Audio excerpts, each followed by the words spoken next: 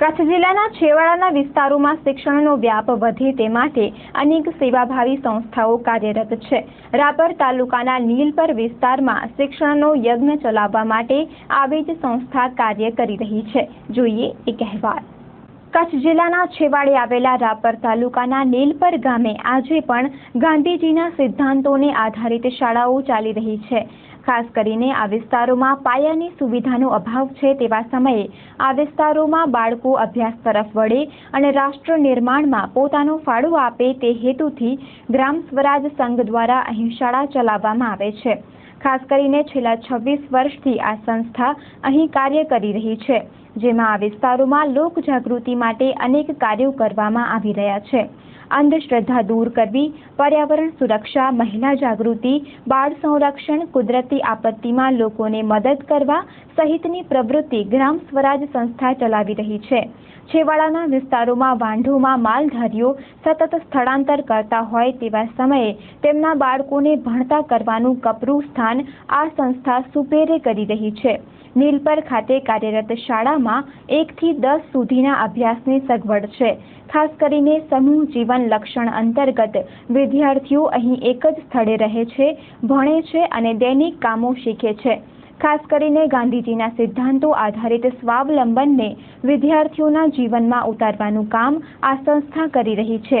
આ સંકુલના નકુલ ભાવસારે આ સંસ્થાની પ્રવૃત્તિ અંગે ચંચળ ન્યૂઝ સાથે વાત કરી હતી। ગ્રામ સ્વરાજ સંસ્થા સાથે હું જોડાયેલો છું અને સંસ્થા શરૂ થઈ ત્યારથી એટલે લગભગ 34 વર્ષથી સંસ્થાના સંસ્થાપક મણિભાઈ સંઘવી અને એમણે જ્યારે બધા નિવૃત્ત થાય 60 વર્ષે ત્યારે એમણે આ સંસ્થાની શરૂઆત કરી। મુખ્ય ઉદ્દેશ છે ગ્રામોત્થાન અને ગામડાના લોકો સાચા અર્થમાં સ્વરાજનો અનુભવ કરતા થાય એ એમનો મુખ્ય ઉદ્દેશ છે।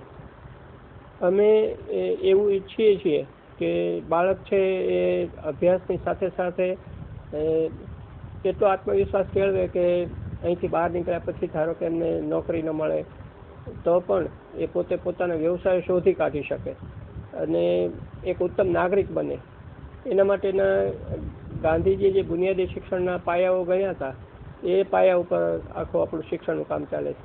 જેમ કે ઉદ્યોગ દ્વારા શિક્ષણ, સમૂહ જીવન, એટલે દરેક વિદ્યાર્થી છાત્રાલયમાં રહીને જ અભ્યાસ કરે, ઉદ્યોગ દ્વારા જે આત્મવિશ્વાસ પેદા થાય એને પરિણામે ભવિષ્યમાં કોઈ પણ વ્યવસાય શીખી શકે। અહીં આપણે જીવનશાળા પણ શરૂ કરી છે જેમાં જીવન કૌશલ્યો લગભગ 125 જેટલા જુદા જુદા, આમ સામાન્ય બાબત લાગે જીવન કૌશલ્ય, દાખલા તરીકે બટન ટાંકતા એને શીખવાડીએ, ઇસ્ત્રી કરતા આવડે, કપડાં સરસ રીતે ધોતા આવડે, સમૂહમાં રહે છે તો પીરસતા આવડે, મહેમાન આવ્યા હોય તો એમનું સ્વાગત કેવી રીતે કરવું, આવકારવા કેવી રીતે, આવી અનેક બાબતો એમને શીખવાડીએ છીએ કે જેને પરિણામે બાળકમાં એક ઉત્તમ નાગરિકના ગુણોનો વિકાસ થાય। સમૂહ જીવન એના માટે અનિવાર્ય બન્યું છે।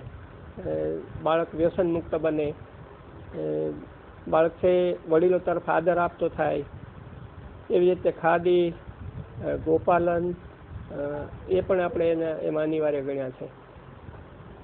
એ રીતે જે ગાંધીજીના મુખ્ય પાયાઓ છે ઉદ્યોગ દ્વારા શિક્ષણ, સમૂહ જીવન, ખાદી અને કોઈ પણ વ્યવસાયની તાલીમ એમની એ બાબતોને ધ્યાનમાં રાખીને આપણે કામ કરીએ છીએ।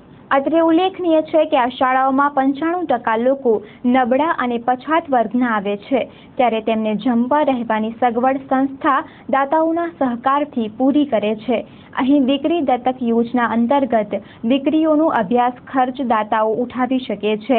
આ ઉપરાંત જીવન કૌશલ્ય તેમજ વ્યવસાયલક્ષી કૌશલ્ય દ્વારા બાળકોને નાના મોટા કામ શીખવવામાં આવે છે, જેથી તેઓ પોતાનું કામ જાતે કરી શકે તેમજ રોજગારી પણ મેળવી શકે। આ સંસ્થાના દિનેશભાઈ સંઘવીએ આ અંગે ચંચળ ન્યૂઝ સાથે વાત કરી હતી। ગ્રામ સ્વરાજ સંઘની શૈક્ષણિક પ્રવૃત્તિ તો સારી એવી છે। ખાસ કરીને જે વંચિત લોકો છે વાગડ વિસ્તારમાં, અને વાગડ વિસ્તારમાં વંચિત સમુદાયો બહુ ઘણા છે અને ઘણા બધાની ઓળખ કેટલાય વર્ષો આઝાદીના કાળ પછી થઈ નથી શકી, અને જે લોકોએ અહીંયા ત્રિપુટીએ કામ કર્યું સેવા ભાવનાથી, મગનભાઈ, મણિભાઈ અને દયારામભાઈ, એ લોકોના ધ્યાનમાં પણ કેટલાક સમુદાયો આવ્યા નહોતા। એ સમુદાયોમાં અત્યારે શૈક્ષણિક પ્રવૃત્તિઓ એક જુદા લેવલથી, જુદા એંગલથી એ ચાલી રહી છે। ગ્રામસ્વરાજ સંઘનું કેમ્પસ જ્યાં આવેલું છે, એવા 3 કેમ્પસમાં શૈક્ષણિક પ્રવૃત્તિઓ એની ઢબે વર્ષોથી ચાલી રહી છે. અને નીલપરની તો બહુ મોટી પ્રવૃત્તિઓ છે શૈક્ષણિક, જેની અંદર રમતગમત ક્ષેત્રે, શ્રમને ક્ષેત્રે અને સેવાના ક્ષેત્રે, એટલે ખાસ કરીને જ્યાં આફત આવી હોય આફતના ભોગ બનેલાઓને મદદરૂપ થવા માટેની પ્રવૃત્તિઓ ચાલી છે. અને એમાં વિદ્યાર્થીઓ પણ જોડાતા હોય છે. સંસ્થા જ્યારથી શરૂ થઈ 1978માં શરૂ થઈ અને 1979માં મચ્છુ હોનારત થઈ.